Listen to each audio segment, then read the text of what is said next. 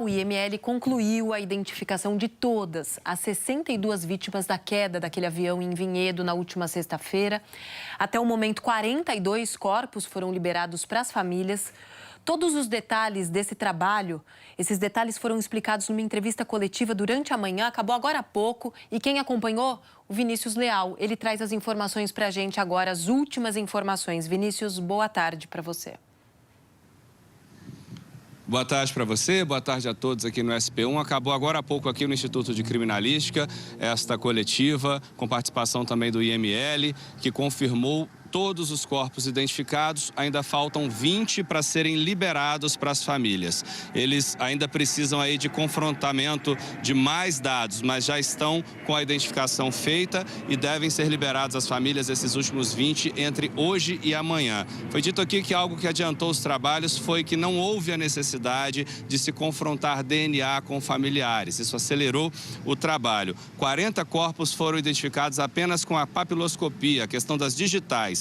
Outros 7 tiveram tanto as digitais quanto a questão odontológica, arcada dentária. E 15 especificamente pelas características fenotípicas, aí as arcadas dentárias. Isso foi muito importante também para adiantar o trabalho. O exame antropológico também ajudou, a identificação por tatuagens, cicatrizes, próteses, peso, altura, porque mesmo com a queda e a explosão, os corpos não estavam totalmente carbonizados, nenhum deles. Então isso também facilitou. A gente ouviu aqui, vocês veem agora também o que disseram aqui os participantes aqui do IC e do IML nessa coletiva.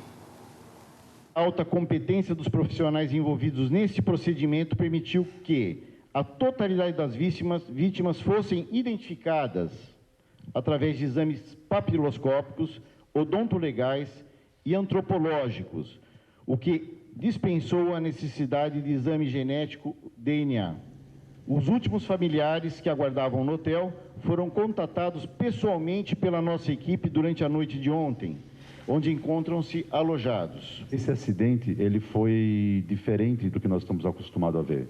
O avião simplesmente perdeu a sustentação e ele caiu de uma altura de 4 mil metros. Tá? Quando ele chegou ao solo, ele teve um impacto muito grande. Então, todos passageiros e tripulantes tiveram morte instantânea por traumatismo.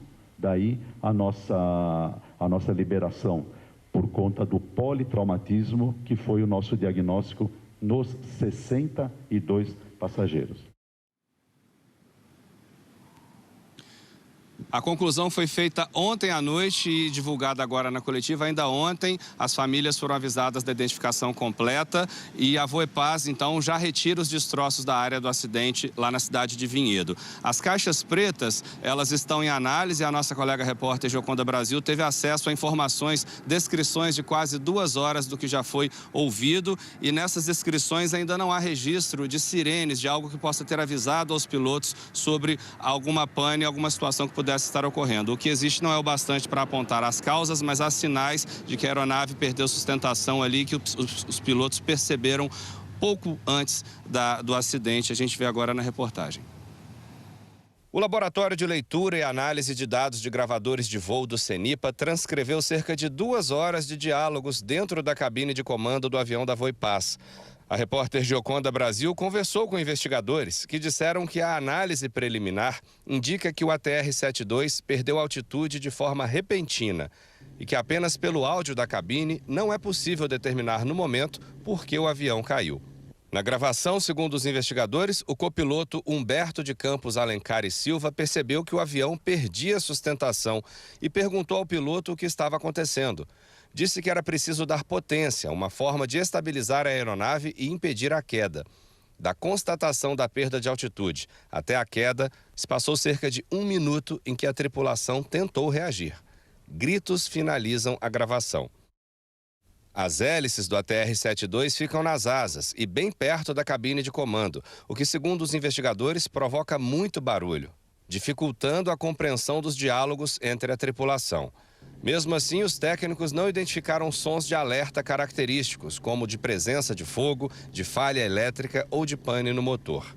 O que se sabe até agora, quase uma semana depois do acidente, é que o ATR-72 fez uma curva brusca a 1h21 da tarde, 1 hora e 35 minutos depois de ter decolado do aeroporto de Cascavel, no Paraná, na última sexta-feira.